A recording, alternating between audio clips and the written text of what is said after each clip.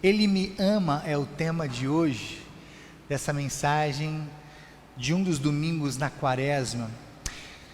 Bom, eu imagino que você tenha o mesmo prazer que eu de se sentir amado. Não é maravilhoso? Não é a melhor sensação do mundo a gente se sentir amado?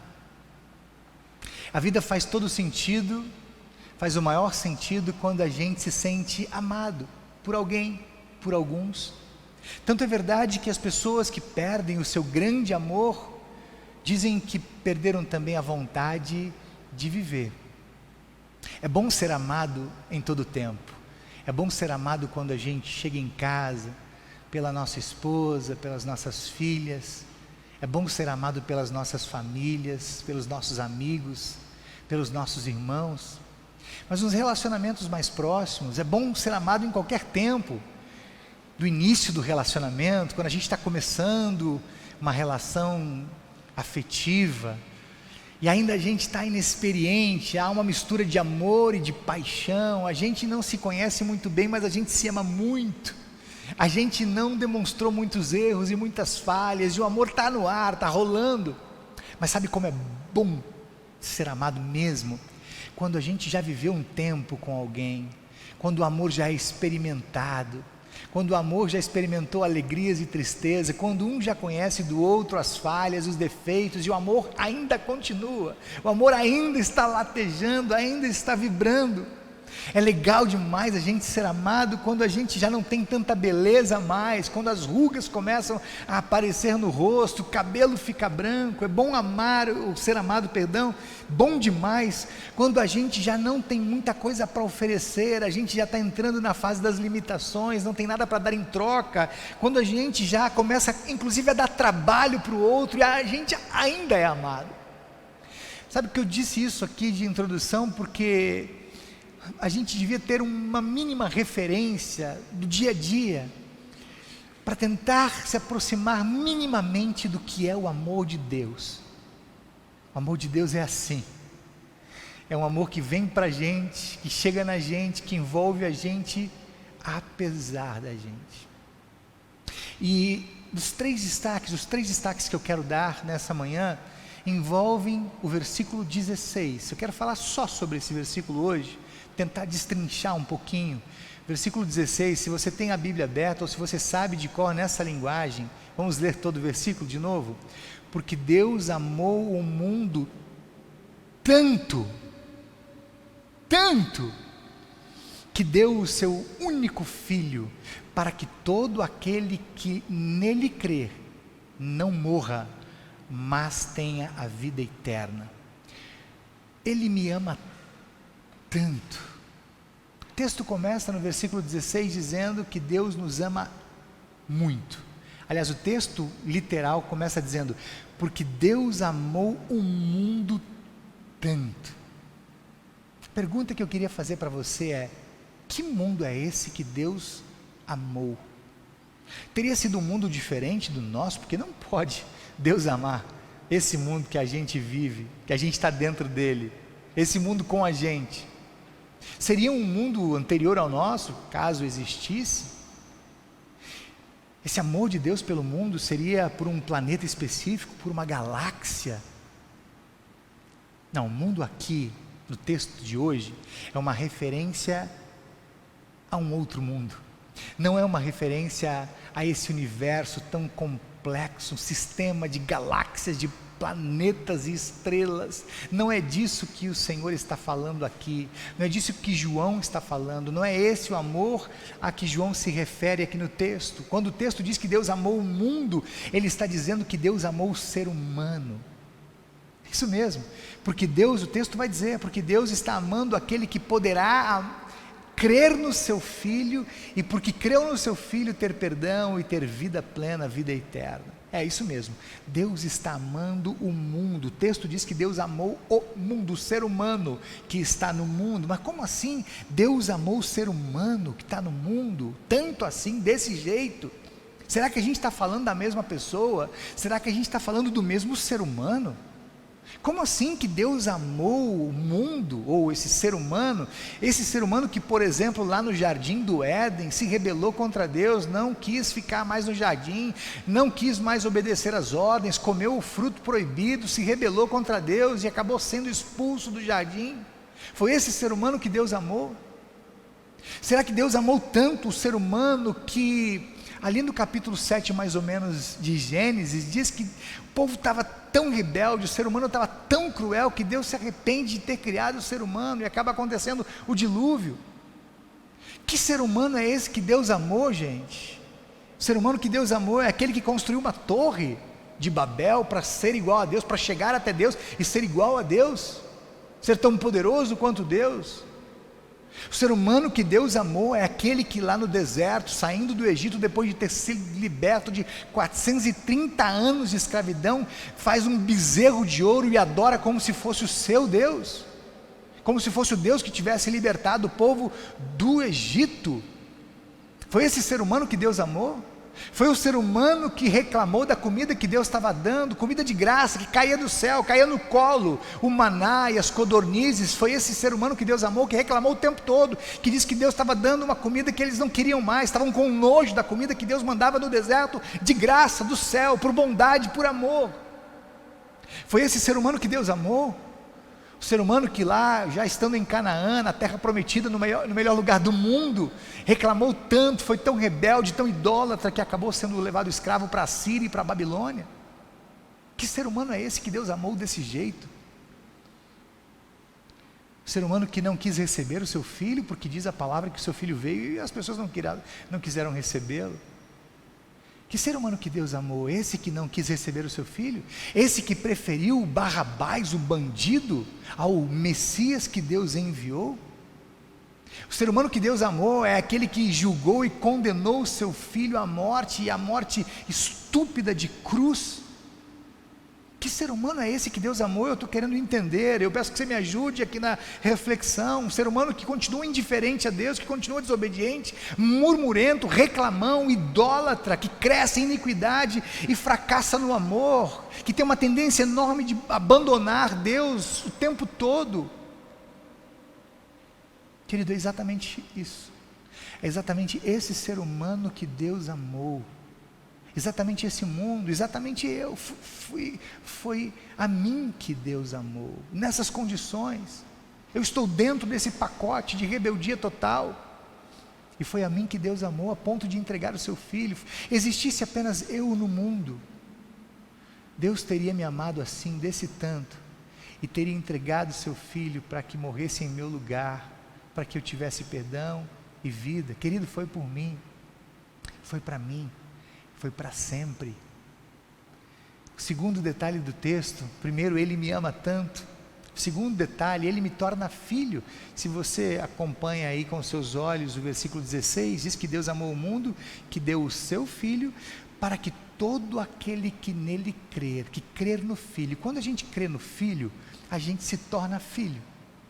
Então ele me torna filho. O que mais me impressiona nesse amor de Deus é que ele não apenas me ama assim desse tanto, que eu não consigo compreender com a minha razão, mas ele também faz questão de me tornar filho, de me querer como filho, de insistir nessa ideia de que eu seja filho dele. Quando eu estava escrevendo esse texto aqui, eu me lembrei de uma história conhecida como a história do filho pródigo. Você deve conhecer bem essa história. Um filho que de repente resolve sair de casa, tinha tudo em casa, tudo do bom e do melhor, tinha fartura de alimento, tinha trabalho, tinha o que quisesse ter. De repente ele se rebela, ele quer ir embora, ele fala para o pai: pai, eu não quero mais ficar aqui, está chata essa vida com o Senhor, eu quero ir embora, o Senhor me dá minha conta, me dá minha herança, me dá tudo que o Senhor me deve, e eu vou embora daqui. E o pai, com dor no coração, entrega a herança para o filho, e o filho se vai para o mundo. E o filho se diverte, o filho se esbalda, o filho faz e acontece, gasta com tudo, com todos os prazeres que podia gastar, com todos os prazeres que podia experimentar, até que um dia o dinheiro acaba, a herança acaba, e aquele menino está sozinho, Ele está agora sem amigos porque não tem mais dinheiro para bancar as festinhas. Ele está sem amizades, ele está solitário, ele não tem o que comer. E diz o texto bíblico lá em Lucas 15 que ele não pode nem comer com os porcos, porque quem trata os porcos não está oferecendo, dando oportunidade de ele comer com os porcos. Aquele filho começa a se lembrar do quanto ele era feliz na casa do pai, o quanto o pai o amava, o quanto o pai dava tudo para ele, tinha cama quentinha, comida todos os dias, roupas novas. E aí ele pensa em voltar, mas ele não pensa em voltar na condição de filho. Eu não sou digno de ser chamado filho, eu vou tentar um emprego com o meu pai. De repente ele me dá um trabalho e eu tenho de novo um lugar para dormir, algo para comer, uma roupa para vestir. E ele vai embora, vai para a casa do pai. E diz a palavra que quando ele está chegando em casa, que ele levanta os olhos, ele vê o pai correndo da varanda ao encontro dele. E antes que ele dissesse qualquer coisa, aquilo que ele tinha ensaiado dizer, o pai o abraça e o beija, e já manda preparar uma grande festa, matar um cordeiro, trazer roupas brancas e novas, sandálias havaianas, um anel para colocar no dedo, e o recebe de volta, o recebe como filho. Ele queria aquele menino como filho, e o tratou como filho, fez uma festa para o seu filho que estava morto e reviveu, que estava perdido e foi achado. O pai da parábola é Deus, o filho somos nós, somos eu e você. Mais do que amar a mim e a você, Deus nos quer como filhos, insiste em nos querer como filhos. Ele nos quer como filhos a qualquer custo, de qualquer jeito. Ele faz de tudo, e faz para sempre, e faz uma festa sempre que nós nos tornamos seus filhos ou voltamos para essa condição de filhos. Demais, né? Ele me quer como filho. E um último detalhe do texto, terceiro detalhe, último detalhe, ele me oferece vida. Primeiro ele me ama, ele me quer como filho, e agora ele me oferece vida. Olha que legal, o texto vai terminar dizendo: para que todo que crer no meu filho Jesus não morra, mas tenha a vida eterna. Sabe, querido, essa história que eu contei agora do filho pródigo é uma história, na verdade, de dois filhos. Não são os dois filhos de Francisco, não. São dois filhos. Um filho rebelde que pediu as contas e foi embora e voltou, e outro filho que ficou em casa, reclamando, murmurando, e diz o texto que acabou com a vida do pai. Quantos são os filhos que pedem a conta, que pedem a herança e vão embora? Quantos? Quantos? Quantos são os filhos que ficam em casa, reclamando, murmurando, e só fazem desprezar o pai, desprezar o amor de Deus? Quando João, aqui no texto de hoje, esse texto que a gente gosta tanto, que a gente conhece tão bem, diz que Deus amou o mundo, ou melhor, as pessoas, ou melhor ainda, quando Deus diz na palavra de hoje, através de João, que Deus amou a mim, a ideia de Deus era justamente com esse amor tão extravagante, tão único, a ponto de sacrificar o seu filho. A ideia era exatamente atrair os filhos para o seu amor. A ideia de Deus com esse amor tão grande, tão extraordinário, que sacrifica o filho, era justamente de envolver os filhos no seu amor, era de tentar não permitir que os filhos fossem embora, é de tentar coibir, é de tentar evitar a ida dos filhos embora. A ideia do amor de Deus, a ponto de sacrificar o seu filho único, era justamente de fazer com que os filhos que ficassem em casa, ficassem bem, gostassem de estar, curtissem a vida em casa, curtissem o amor do pai em todo o tempo. A ideia de Deus com o sacrifício do seu filho, era justamente de que os filhos não morressem, mas tivessem vida eterna, de que os filhos não fossem condenados, mas fossem salvos, de que os filhos não fossem para o inferno no final, mas fossem para o céu, que não morressem eternamente, mas vivessem eternamente. É o que o texto está dizendo aqui, que não morra, mas tenha vida eterna. Queridos, sabe que o amor do pai é tão grande, ele é tão extravagante, ele é tão além, é tão maior do que a gente pode imaginar, que Deus, o Pai querido, não obriga ninguém a aceitar o seu amor. Ele simplesmente amou e ofereceu. Ele não obriga ninguém a gostar do seu amor, ele não obriga ninguém a ficar, ele não obriga ninguém a viver. Esse amor é tão grande, o amor do Pai, o amor de Deus que sacrifica o Filho é tão grande, que Ele respeita a liberdade dos filhos, Ele respeita a liberdade de cada um, de escolher, de decidir, respeita o destino eterno. Mas é um amor tão grande, que oferece a melhor oportunidade, que oferece a melhor chance. É um amor tão grande que convida para ser filho, e que insiste em convidar para ser filho, e que convida sempre de novo, e que convida mais uma vez, e que convida todos os dias. É um amor tão grande que não desiste, a despeito das tantas rejeições, dos tantos filhos que se foram, dos tantos filhos que não quiseram saber de nada, que continuam resmungando em casa. O Pai amoroso, Deus amoroso, continua esperando para que o filho fique, para que o filho volte, espera mais um pouco, espera mais uma vez.